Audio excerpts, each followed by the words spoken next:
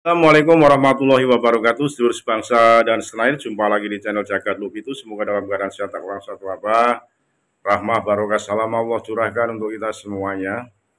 Terkait dengan syiar Yaji Madudin Usman Al-Bantani yang baru tadi pagi di daerah Wanada di Banjarnegara.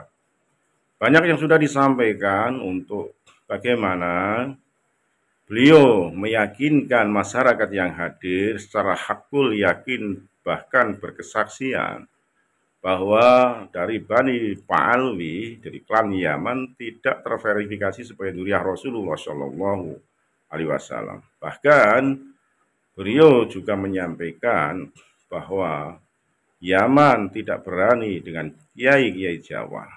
Ini menunjukkan dengan sikap para habaib di Indonesia yang notabene tidak berani berhadapan langsung, justru malah para mukibinnya termasuk laskar-laskar yang notabene masih taklid buta kepada klan Pa'alwi untuk bagaimana berbenturan dengan para pribumi itu sendiri. Lebih jelasnya mari kita simak ceramah Kiai Haji Madudin Usman Al-Bantani di Wanadati Banjarnegara tadi pagi. Sekali lagi mohon maaf NKRI Hagamat Nusantara Milita. Assalamualaikum warahmatullahi wabarakatuh. Makanya tidak heran hari ini yang menjadi pengurus PWI semuanya mantan-mantan kibin semua. Semuanya kibin-kibin semua yang sekarang jadi pengurus-pengurus PWI. Kenapa? Karena mantan-mantan kibinlah yang tahu bagaimana Fir'aun, taktiknya Fir'aun, kesesatannya Fir'aun, dan kelemahannya Fir'aun itu Nabi Musa tahu karena Nabi Musa dididik oleh Fir'aun. Mantan-mantan kibin di seluruh Indonesia yang hari ini membentuk PWILS, Perjuangan Wali Songo Indonesia. Kenapa dia begitu semangat? Karena dia tahu bagaimana itu yang namanya Baklawi. Mantan-mantan kena dawir ini yang jadi pengurus nih. Kiai-kiai mantan kena dawir ini jadi pengurus dan jadi para kesepuhan PWILS. Muridnya kadang-kadang 2000, tapi dia bisa diakalin sama orang yang gak bisa ngaji. Jangankan ngaji kitab, itu Baklawi kadang ngaji Qur'annya aja dari kanan ke kiri. Bener ya, dari kiri ke kanan. Ini tapi dia bisa menjajah para kiai yang sudah hafal kitab Jurmiyah, hafal Fathul Qorib, bisa baca kitab Ihya, baca kitab Jam'ul Jawami, baca kitab Bukhari tamat, dapat ijazah. Itu dapat dikalahkan oleh hanya orang yang mengaku sebagai keturunan Nabi, padahal dia bodoh, akhlaknya kemana-mana, tidak mencerminkan ajaran-ajaran Nabi, tidak punya kesantunan. Kalau ceramah kayak anjing gila, mencaci sana mencaci sini, kiai dicaci, masyarakat digoblok-goblokin, pemerintah digoblok-goblokin, presiden digoblok-goblokin, apalagi polisi digoblok-goblokin, tentara digoblok-goblokin, padahal dia sama sekali tidak berilmu, baca Quran ngacak, apalagi baca kitab kuning. Kenapa bisa terjadi selama ini? Di sini karena ada penjajahan spiritual. Ada apa? Penjajahan spiritual yang dibangun di atas kebohongan dan kedustaan, cerita-cerita palsu, sejarah-sejarah palsu yang kemudian ditanamkan di kita orang-orang Indonesia agar mempercayai mereka sebagai keturunan Nabi. Pas ditanya mana dalilnya nggak punya dalil, ditanya kitabnya nggak punya kitab, ditanya tes DNA-nya melenceng kemana-mana. Jangankan sebagai keturunan Nabi, turunan Arab aja bukan.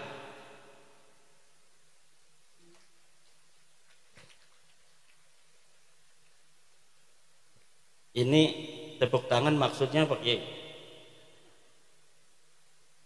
Ini tepuk tangan tuh maksudnya apa?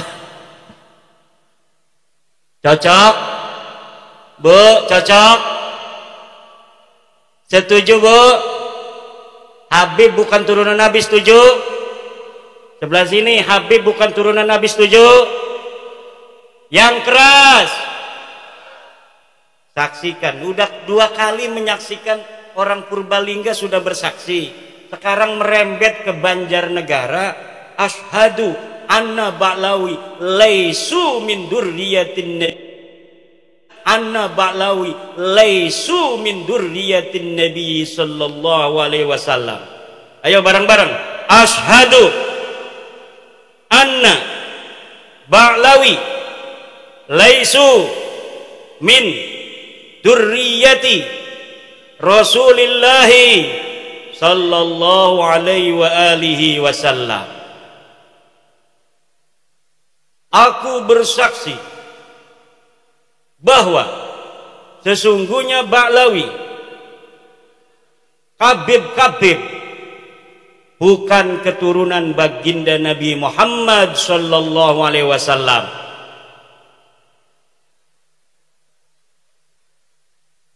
Dan ini bisa dipertanggungjawabkan secara ilmiah, zahiran wa batinan, dunya wa ukhra, di dunia dan di akhirat.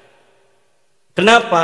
Karena ini berbasis metodologis, epistemologis yang jelas. Dari kitab nasab yang sudah ditulis para kiai, para ulama masa lalu. Dari mulai abad ke-3 Hijriah sudah ada kitab nasab. Abad ke-4 Hijriah sudah ada kitab nasab. Keturunan Nabi semuanya itu dicatat, Bu. Rapi pencatatannya dari masa lalu. Tetapi tidak ada yang mengkonfirmasi leluhur Ba'lawi para kabib ini yang ada di abad ke-4 Hijriah yang namanya Ubaidillah. Tidak ada satupun ahli nasab yang kitabnya sekarang bisa kita baca itu di internet, karena zaman ini zaman kita bisa mengakses semua kitab-kitab masa lalu. Tidak ada satupun kitab nasab yang mencatat Ubaidillah leluhur kabib-kabib ini sebagai keturunan baginda Nabi besar Muhammad sallallahu alaihi wasallam. Kapan munculnya mereka ngaku jadi turunan Nabi? Padahal leluhurnya katanya lahir di abad ke-4 Hijriah. Mereka ngakunya baru tahun 895 Hijriah.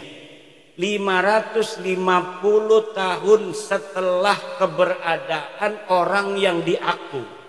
Yang setelah kita lihat kitab-kitab sebelum abad 9 ini tidak ada yang mencatat mereka sebagai keturunan Nabi. Kalau kitab setelah mereka mengaku dikarang oleh mereka. Mereka mengarang kitab Al-Burqatul Musiqah tahun 895 mencatat kami turunan Nabi. Ada kitabnya sampai sekarang bisa kita baca. Nanti di abad 10 ada lagi kitab yang mereka karang, namanya kitab Tuhfatut Talib. Mereka mencatat kami turunan Nabi, ada kitabnya. Abad ke-9 Hijriah ada, 10 Hijriah ada, 11 Hijriah ada dicatat, 12 Hijriah ada, 13 Hijriah ada, 14 Hijriah juga ada, sampai sekarang ada. Mereka dicatat turunan Nabi. Tapi mulai dari abad mereka mengaku, sebelumnya tidak sama sekali dicatat mereka sebagai keturunan Nabi. Leluhur mereka yang katanya wali, faqih, muqaddam, sahib, mirbat, semuanya tidak terkonfirmasi sebagai keturunan Nabi. Bahkan menurut sejarah, kitab-kitab sejarah yang dapat kita baca di Yaman, tidak ada di Yaman orang yang bernama faqih muqaddam. Tidak ada di Yaman orang yang bernama Muhammad sahib mirbat. Tidak ada orang yang bernama Ubaid. Lalu mereka mencatat nama-nama itu berdasarkan apa?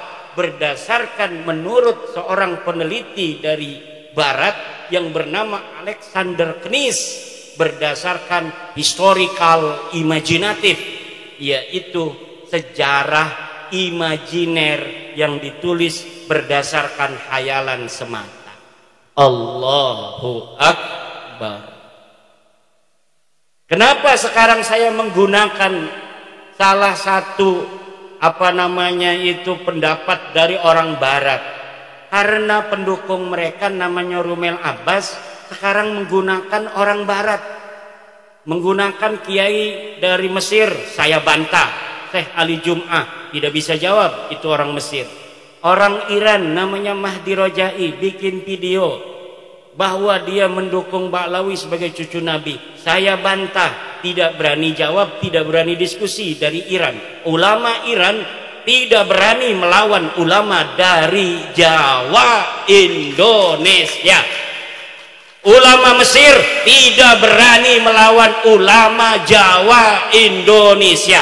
Ulama Yaman tidak berani melawan orang Jawa Indonesia.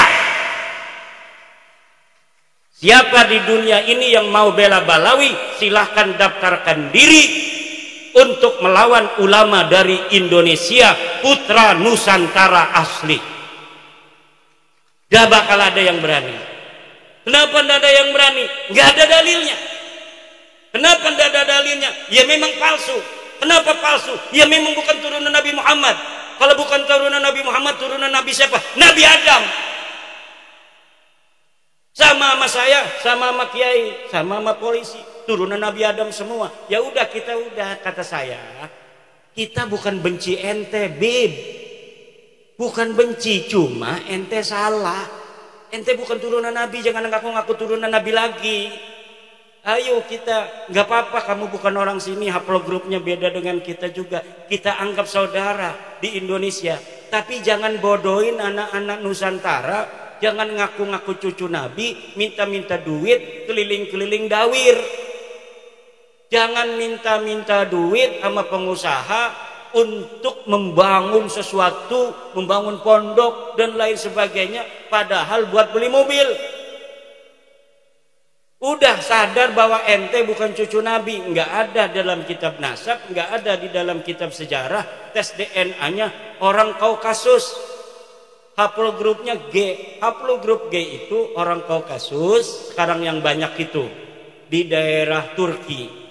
Orang India di daerah Pakistan yang berbatasan dengan Afghanistan, suku Kalas. Ini Ba'lawi ini miripnya dengan orang suku Kalas di India, daratan India. Sekarang masuk ke Pakistan. Makanya wajahnya mirip wajah India. Dan siapa namanya itu? Reporter dari Ba'lawi perempuan, Najwa Shihab, itu telah dites DNA 48% DNA-nya orang India. DNA-nya Najwa Shihab itu silakan lihat di Google, 48% orang India. Saya cari orang India yang garis lakinya itu haplogrup G, itu suku apa? Suku Kalas yang ada di India dan suku Paswan yang ada di India. Mereka mempunyai keunikan tersendiri. Jadi haplogrup G ini punya satu keunikan. Dulu ketika mereka masuk agama Yahudi di abad 10 Masehi, mereka mengaku keturunan Nabi Ishak yang ke-13. Ketika mereka ada di India, di Kalas, di dataran Pakistan sekarang, mereka mengaku keturunan Alexander Agung. Ketika ada di India beragama Hindu, mereka di suku Paswan mengaku sebagai keturunan daripada Dursusana. Ketika di Islam di Indonesia dan di Yaman, mereka mengaku sebagai keturunan baginda Nabi besar Muhammad sallallahu alaihi wasallam. Kayaknya haplogrup G ini kalau dia agama Kristen ngaku sebagai anaknya Yesus Kristus. Untung Nabi Isa nggak punya istri, nggak punya anak. Kalau Nabi Isa itu diriwayatkan punya anak, mereka banyak yang akan masuk Kristen mengaku sebagai keturunan Yesus Kristus. Sayangnya Yesus nggak punya anak. Di Indonesia mereka nyangkol-nyangkol juga kepada pahlawan-pahlawan Indonesia. Ada yang mengaku keturunan Hamengkubuwono, ada yang mengaku sebagai keturunan Sunan Giri, jalur lakinya kami dari Balawi, jalur perempuannya dari Sunan Gunung Jati. Ada yang ngaku ke Banten. Kebetulan saya ini salah satu nasabah di Banten sejak 2012. Jadi sudah agak hafal seluruh keturunan-keturunan Sultan Banten dan di mana adanya komunitas keturunan Sultan Banten. Ada seorang Balawi ngaku keturunan Sultan Banten dari ibunya katanya. Dari siapa? Dari Pangeran Mesir bin Sultan Ageng Tirtayasa. Saya langsung hubungi keturunan Sultan Mesir yang ada di Pontang, dekat dengan Kresek, masuk Kabupaten Serang. Betul nggak ada susunan nasab seperti ini yang dari keluarga Pangeran Mesir? Ini bohong Kiai, ini palsu, palsu. Mereka mengaku keturunan Jogja dari Hamengkubuwono II. Saya teliti, saya konfirmasi kepada peneliti nasab di Jogja, palsu. Ngaku Sunan Giri, palsu. Ngaku apa saja, ngaku kiai, ngaku ulama. Masa ulama nggak suruh baca kitab dari kiri ke kanan? Selama ini yang dibicarakan berarti bukan berdasarkan ilmu, berdasarkan hafalan anak-anak mau tampil pidato itu. Mau tampil pidato dia hafalin gitu. Tapi ndak mondok, sehingga dia nggak paham. Ilmu itu bukan apa yang dihafal, tapi apa yang dipahami di dalam sukma, sehingga menjadi kebijaksanaan untuk menentukan sebuah hukum Allah Subhanahu wa ta'ala berdasarkan Al-Quran Al-Hadis, kemudian dialaqahkan dengan waqi' kejadian yang menyertainya. Itu namanya alim, namanya kiai. Itu kiai kita itu kenapa kiai kita itu pada tawadhu? Karena ilmunya itu rasihun fi qulubihim, ilmunya masuk ke relung-relung jiwa, relung-relung hati mereka. Semakin banyak ilmunya kiai, semakin tunduk kayak padi. Semakin berisi dia semakin menunduk. Semakin ada orang menghormati, semakin dia menghormati orang yang menghormatinya. Ini akhlak bangsa kita, bangsa Nusantara. Tapi mereka kalau dihormati ngelunjak. Semakin dihormati, semakin yang menghormatinya dimanfaatin, duitnya diroyot, apa tuh istilahnya, diporotin. Kalau ada mukibin kaya, udah habis itu. Punya mobil Alphard diminta, kalau enggak kualat ente. Orang mengkritik mereka, kata Novel Anidrus, orang yang berani mengkritik Habib itu adalah dajjal. Tidak ada itu dalam ajaran. Orang yang mengkritik Rasulullah aja, Rasulullah nggak pernah bilang yang mengkritik beliau itu dajjal. Sahabat beberapa kesempatan diriwayatkan pula itu bermusyawarah dengan Rasul, bertanya, wahai Rasul, apakah pendapatmu ini berdasarkan wahyu, apakah berdasar pendapatmu sendiri? Kalau berdasarkan wahyu kita harus ikuti, kalau berdasarkan pendapatmu bolehkah kami memberikan masukan apa yang seharusnya kita lakukan dalam perang ini? Itu aja Rasulullah, apalagi manusia biasa. Manusia biasa itu Bapak Ibu, kalamuhu yuraddu wa yuqbalu qauluhu illa sahib hadal qabri. Kalimatnya, kata-katanya, pendapatnya itu boleh diterima, boleh ditolak, illa sahib hadal qabri, kecuali baginda Nabi besar Muhammad. Lalu ajaran yang mengatakan orang mengkritik Habib itu adalah dajjal dari mana? Kalau bukan dari ajaran Islam. Mungkin mereka punya ajaran agama lain yang tidak ada dalam ajaran agama kita.